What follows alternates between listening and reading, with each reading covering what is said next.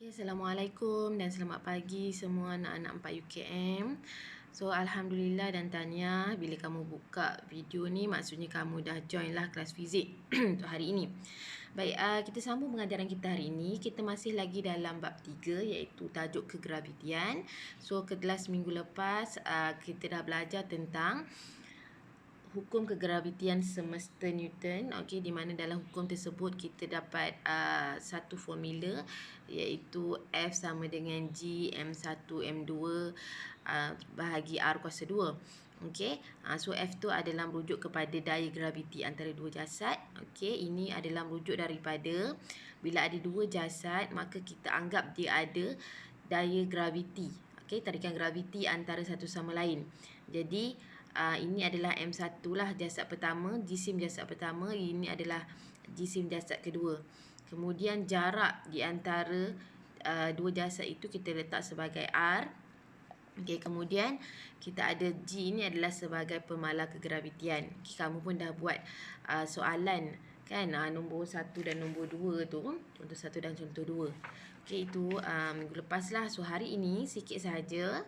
Okay, kita nak tengok seterusnya bagaimana nak menyelesaikan masalah melibatkan hukum kegravitian semesta Newton. Okay, kita menggunakan hukum yang sama, okay, formula yang sama. Jadi kita nak tengok di antara dua jasad pegun, okay, bagaimana daya graviti dia. Kemudian jasad di antara permukaan bumi, bumi dengan satelit, dan bumi dan matahari.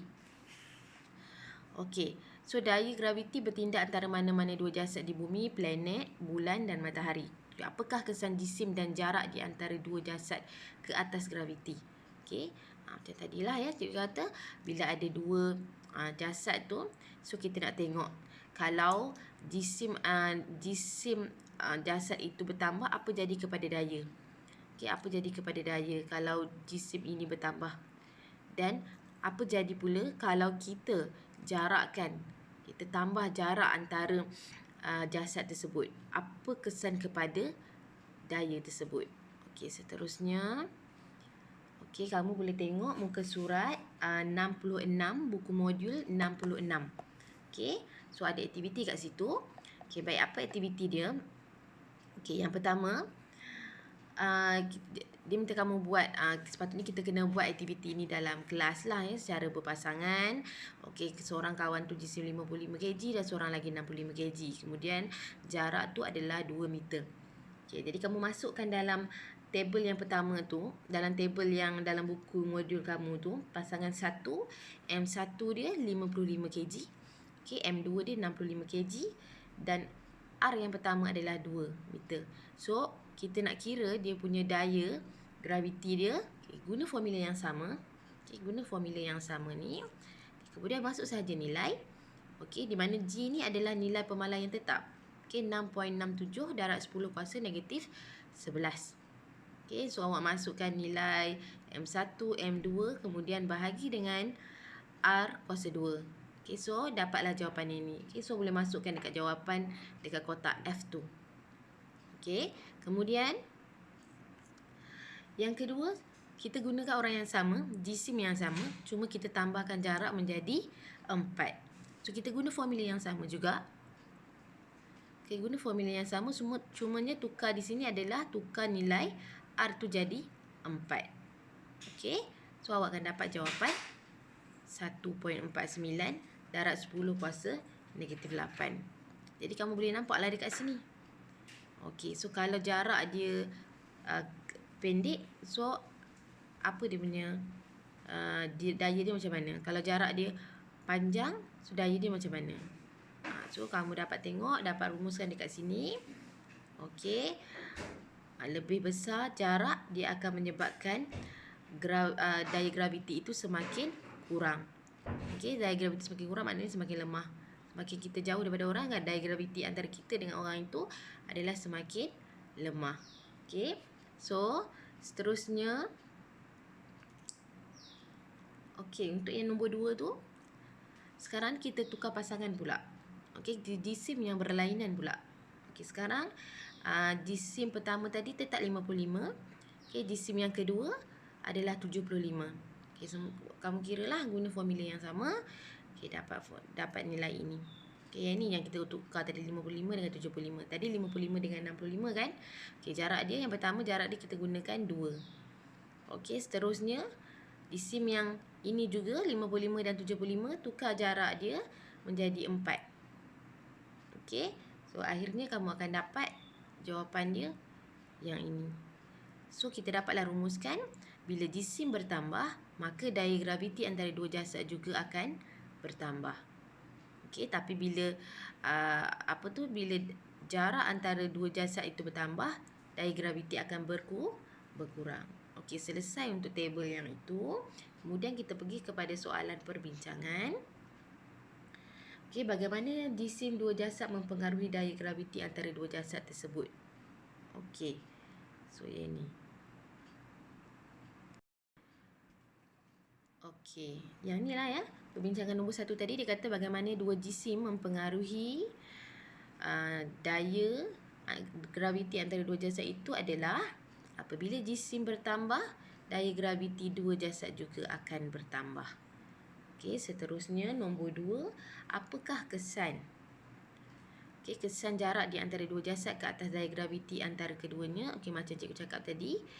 Okey, apabila jarak antara dua jasad itu bertambah, maka daya graviti itu berkurang. Okey, seterusnya. Okey, mengapa magnitud daya graviti antara anda dan rakan anda kecil? Okey, so jadi daya graviti itu antara dua jasad berjisim kecil mempunyai magnitud yang sangat kecil. Oleh itu, mereka tidak merasa kesan daya graviti antara satu sama lain. Okey, maksudnya bila kamu duduk dengan kawan kamu, kita tetap ada daya graviti tapi kita tak rasalah tarikan tu. Okey, sebab jisim kita tu terlalu kecil. Okey, berbanding kalau bulan, bumi, dia mempunyai jisim yang terlalu besar, dia akan rasa tarikan daya graviti tersebut. Okey. Yang ni Okey, seterusnya yang ini dia nak merumuskan baliklah apa yang kita buat aktiviti tadi.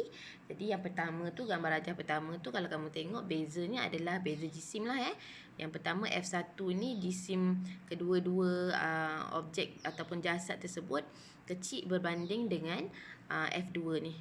Okey, jadi kita tahu jisim bertambah, daya graviti bertambah. Jadi maknanya F2 ini adalah lebih besar daripada F1. Sebab apa? Jisim antara dua jasad itu, dua jasad untuk gambar rajah kedua ini lebih besar. Okey, kemudian yang kedua, okey, gambar rajah yang kedua tu bezanya adalah jarak. Okey, jisim sama tapi beza jarak. Untuk F1 jaraknya lebih dekat berbanding dengan F2.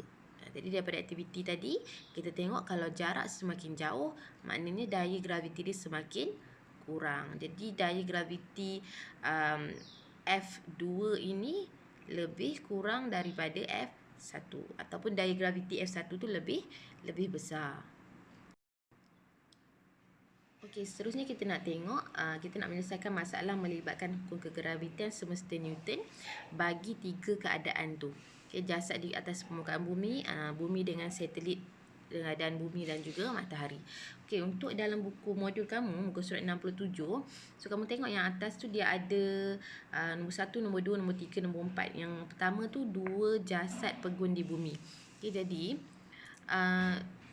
guna formula yang sama lah ya. Kita guna formula hukum kegravitian semesta Newton juga. Cuma bezanya di sini jarak antara jasad tersebut. So kalau objek itu 2 jasad pegun di bumi, so tak ada masalah lah.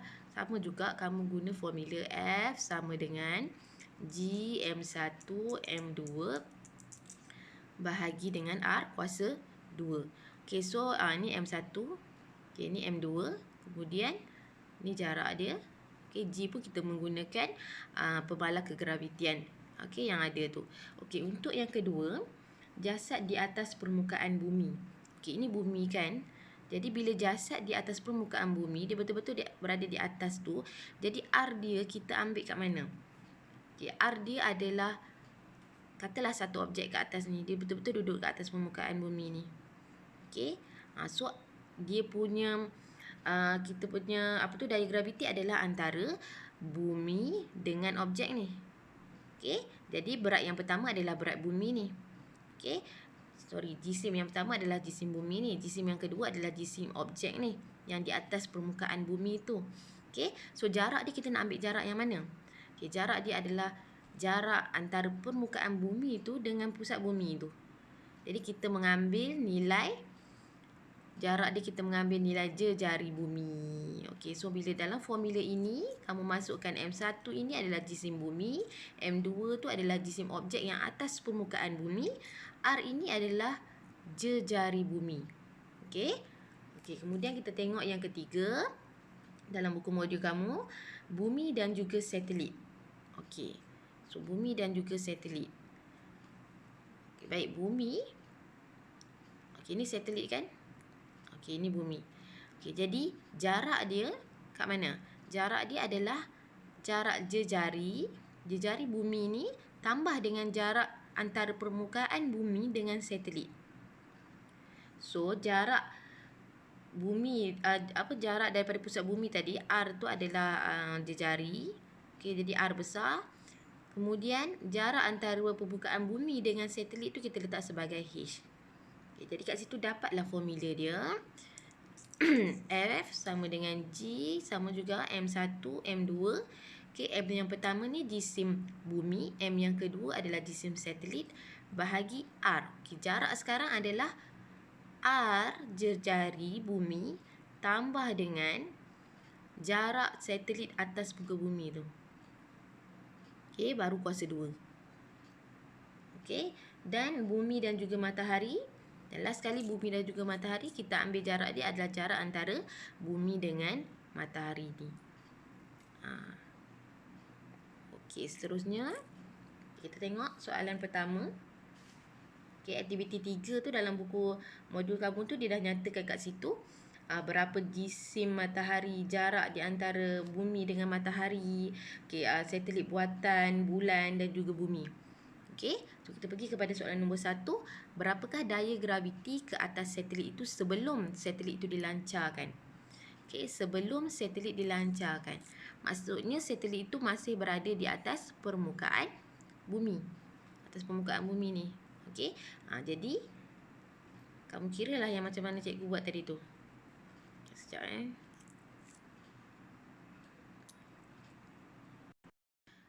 Okey. Yang ni. Okey, kita masih menggunakan, sama cikgu cakap, masih menggunakan rumus yang sama. So M1 adalah, G ini adalah pemalar graviti, nilai yang tetap. Kemudian M1 adalah jisim bumi. Okey, jisim bumi.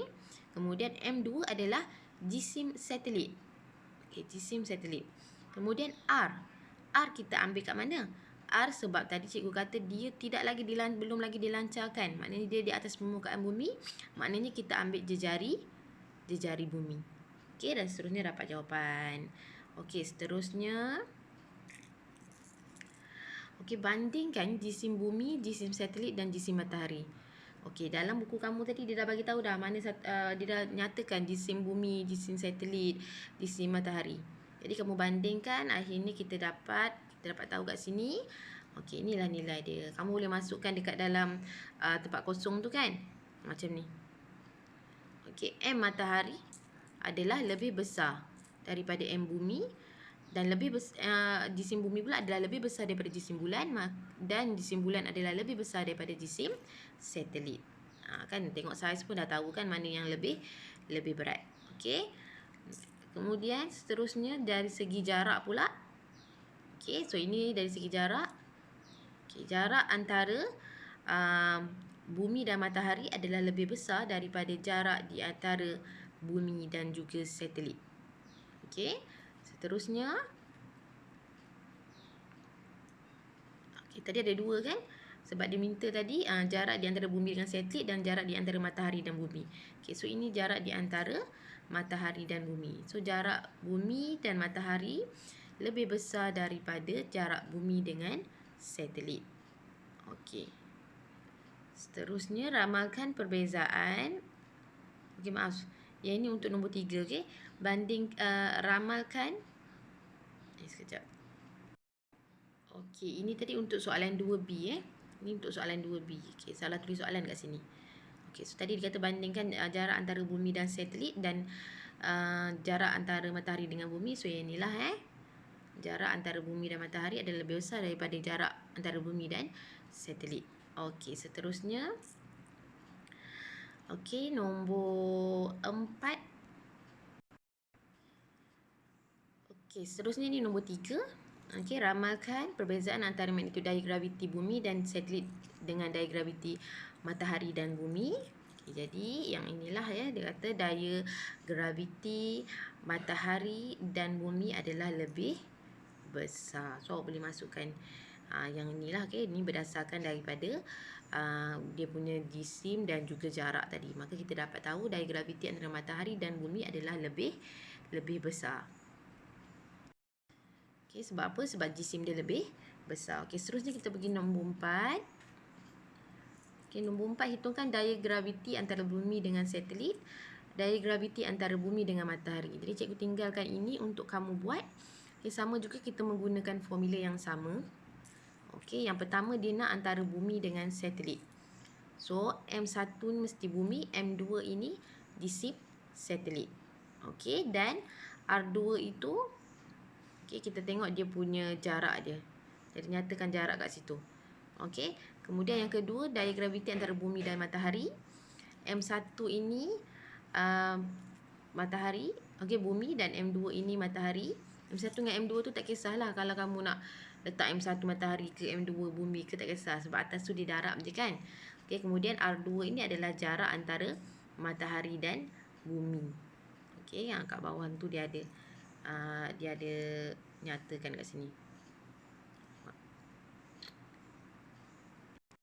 Okey, dan yang terakhir tu, okay, soalan nombor 5. Okay, dia dah beri nilai daya graviti ni dia dah beri. Dia dah beri nilai ini F. Kemudian dia nak tanya nilai jarak ni. So kamu masuk sahaja nilai. M1 ini adalah jisim bumi, M2 adalah jisim bulan, kemudian G adalah pemala kegravitian. Okey, kemudian gunalah matematik. Okey, so kamu ubah formula tu. Akhirnya kamu akan dapatlah nilai R itu.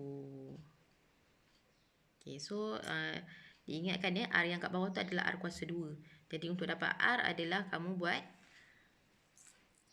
square root kan lah dia. Okay, punca kuasakan.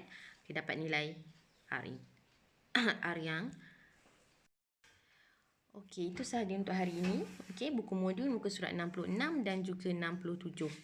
Jadi cikgu nak tolong lengkapkan dan hitungkan apa-apa yang dalam muka surat 67 yang cikgu suruh buat pengiraan tu. Okey, kemudian hantar pada cikgu. Okey, itu sahaja kelas untuk hari ini. Terima kasih. Assalamualaikum.